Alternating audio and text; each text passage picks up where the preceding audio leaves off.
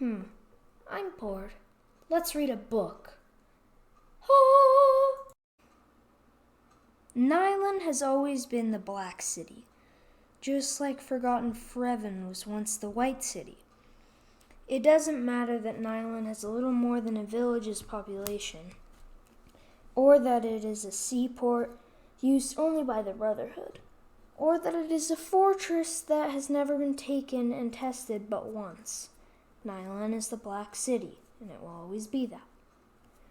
From the high road, at first it looked like the low black cloud of road dust, then like a small hill. Only when I came within a K or so did I recognize its size. The walls are not high, perhaps 60 cubits, but they stretch from one side of the peninsula to the other. With one gate, the one that ends at the high road, I'd seen paintings of the walls and castles of Kandar, Hammer, and Austria. But Nylon was different. The walls were featureless, no embrasures, no crenellations, and no ditch, no bridge, no moat. The high road ran straight to the gate. The other end of the high road is at Land's End, nearly 1,000 k's eastward. Land's End is just that, where Recluce ends. Once it was a seaport, before the currents and the winds changed the Gulf of Mur from a sheltered haven into the most storm-tossed section of the Eastern Ocean. Ships landed there occasionally, but not generally by choice. The only official port was Nylon, which seemed strange to me even when Magister Cohen had taught us that. The walls are not the most impressive feature of Nylon. The cliffs are. Black as the stone walls, smooth as black ice. They drop 200 cubits to the dark gray blue of the waves that crash against them. I saw both walls and cliffs at midday, with the sun full upon them. In the full sunlight they resembled shadows.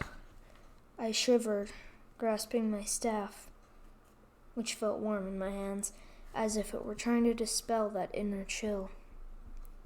Just looking at the massive black metal gates, the black stone, and the cliffs, I could see why they called it the Black City. I could also see another reason to worry about what I was getting into, except I didn't have much choice. The gate was open, wide open, with no one in sight. So I walked up the last cubits of the high road and into the narrow band of the shadow before the gate itself. Looking up at the featureless walls. "What's your reason for being here, traveler?" The voice was pleasant enough, and I looked for the speaker, finally locating her seated on something in a walled ledge 7 or 8 cubits above the road and beside the archway. Where she sat would be covered by the gates when they closed. She wore black trousers, black tunic, black boots, a staff, dark like mine, rested by her hand. Her hair looked to be brown in the shadow. "Your reason for entering Nylon?" "Danger Guild," I answered slowly. "Your name?" "Laris." "From where?" "Raised in Wandernot, apprenticed in Matra." "Just about on schedule." Her voice was polite but bored. "Once you go through the gate, turn left and go straight to the small building with the green triangle beside the door. Don't go anywhere else." If I do?" Nothing at all, except you'll waste your time and someone else's if they have to go find you. Anyone who sees you will direct you back to the orientation building." Her voice was so matter-of-fact that I felt chilled again. "Thank you." She did not speak, but nodded as I passed beneath. Through the archway that was another 15 cubits overhead. The walls were thicker than I thought, perhaps as thick as they were tall. Up close, each stone looked like granite, but I had never seen black granite. Inside the archway, the shade and the breeze from the water were both a welcome relief. Once back into the sunlight, I stopped at the crossroads for a moment to take in Nylon. One road went right toward a squarish and massive low building. Another went left, and the largest split in a circle around a black oak and headed due west. The city itself was a disappointment in some ways, fascinating at first glance in others. Trees, welcome after the featureless plains and fields that had led up to the wall, were ancient, like the huge black oak lying directly before me that stood taller than the wall itself. I stepped several paces to the left and kept looking. All the ways were paved in the same black stone as the walls, and the low buildings, no more than a single story, were also of the same stone. The roofs were shingled with black stone, and although the color matched the rest of the stone, the texture seemed more like slate. No building was closer than 50 or 60 cubits from one another, although several rambled quite extensively. The grass was emerald green, brilliant, in contrast to the sun-faded grasses I had observed from the high road throughout eastern Recluce. Few people seemed out and about, and most of those that were black. An island stretched further westward than I had thought, easily another 5 k's before reaching the tip of the peninsula, where I presumed existed the Brotherhood walled and protected seaport. From what I could see, the ground sloped gently toward the west, allowing me to see that the pattern I saw close by generally continued further westward. The trees and areas of the parkland made it hard to tell for certain. Outside of all the black, it looked pleasant enough, almost like an oasis of sorts. But the black was hard to ignore. It wasn't depressing, it was just there. Finally, I flexed my shoulders, grasped the staff, and walked down the Blackstone Road. Why the woman had even bothered to say that the building had a green triangle by the door was a wonder. The narrow road ended at right angles to a much wider road heading westward. The only building there was one with the triangle. I suppose that the colored shapes were used as some sort of identification. How else would you give directions when all the buildings, homes, and shops were the same color and construction? It seemed rather dull, almost boring. If you were as powerful as the masters were, why would build everything the same? The black oak door was open, and I walked in. The door Sardet had done, so it was the rest of the woodwork, although I could see I would be bored stiff if all the masters used were black oak and black stone. Another one. I looked up from my study of the moldings to realize that I stood in an upper foyer. At the bottom of the 3-room wide stone steps sat 5 people, 3 women and 2 men, on 2 long benches. I nodded and stepped down, realizing as I drew closer that, with the possible exception of one of the women, a muscular blonde, I was easily the youngest, and the only one with a staff. Everybody else had a pack by their feet. Laris, I announced myself. An older man, perhaps in his late 30s from his looks, stood. Samuel, he was balding and brown-haired with deep-set circle eyes. Crystal, she was black-haired, black-eyed, white-skinned and thin, with fine hair that spun down to her waist. Rin, blonde, wide-eyed, with wide shoulders and calloused hands. She dismissed me instantly. Dorothy, flat-voiced, olive-skinned with strawberry ringlets of hair. She flashed a gold ring from every finger. Mirton, sharp-nosed with the eyes of a ferret and hair like a shaggy bison, He spoke with a voice both high and cutting. I nodded to all 5 of them and came down the steps, unslinging my pack and laying it carefully in the corner next to the empty spot at the far left end of the left-handed bench. I stood my staff in the corner as well. There is one more on the way, or so we have been told, added Samuel in a quiet and deep voice. He reseated himself and sat down.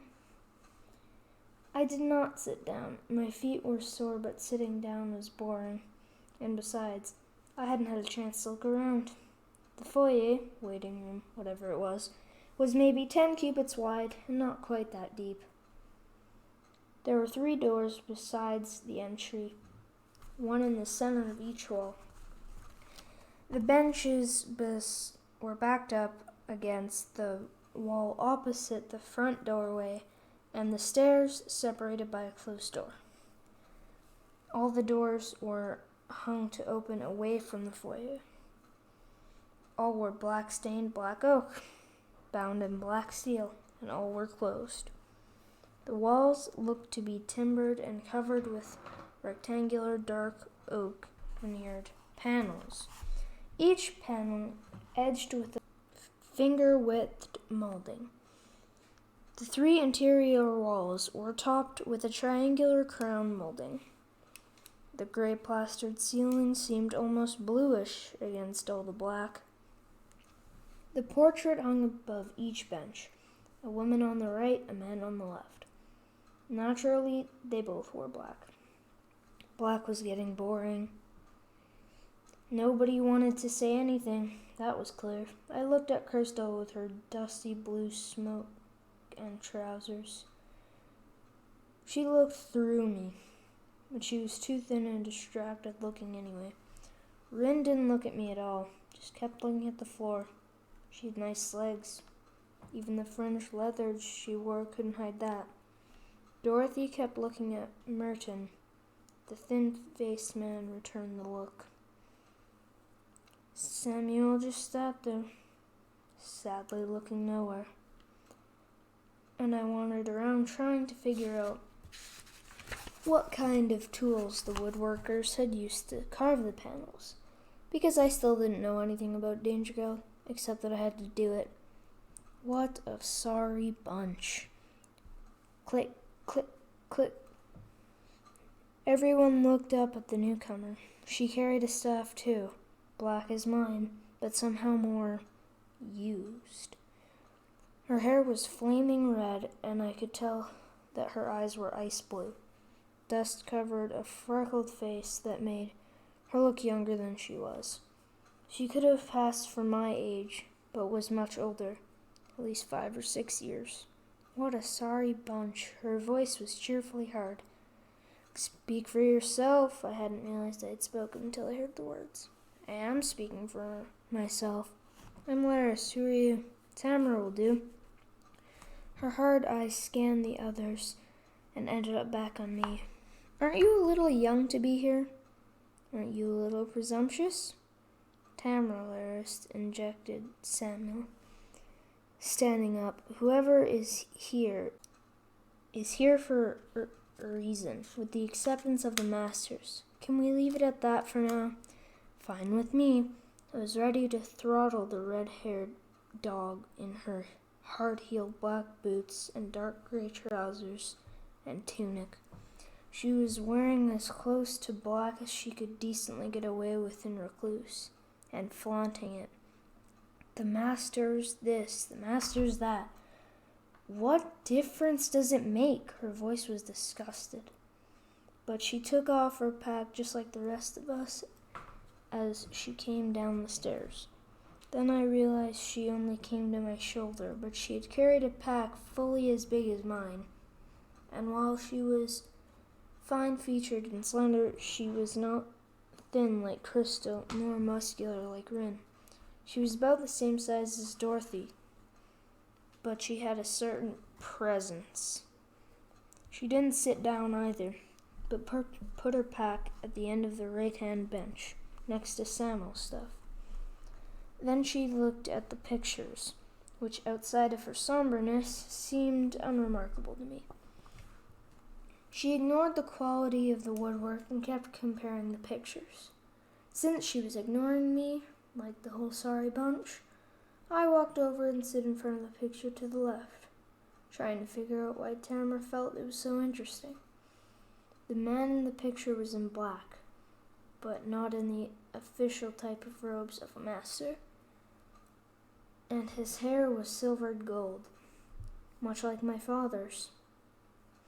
Even though they didn't look much alike, the more I looked at the portrait, the more I could sense a certain likeness. I pushed that thought away and looked for the technical details. A shadowed bar behind his right shoulder caught my attention next.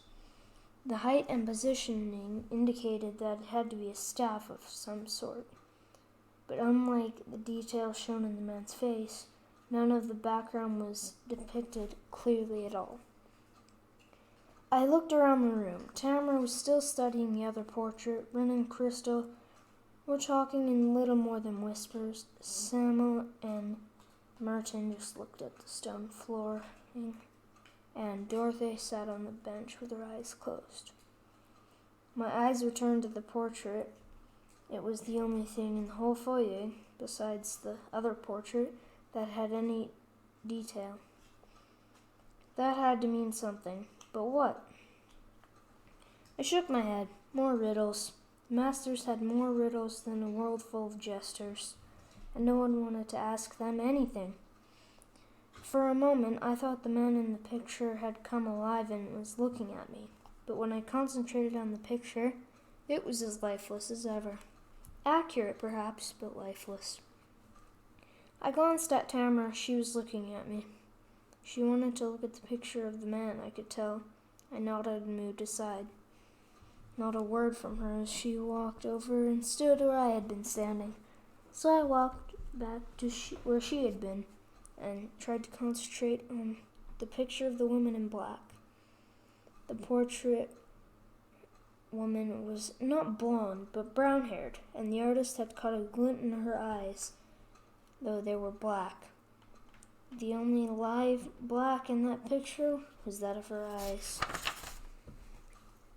I was no artist, but it seemed to me that the same person had painted both portraits. That would have been hard to do, seeing a painting of masters. If you knew that these were the people who controlled Recluce, you'd be scared. Enough was enough, and I looked away from the painting. Rin and Crystal had lapsed into silence. Tamara glanced away from me with a funny look on her face.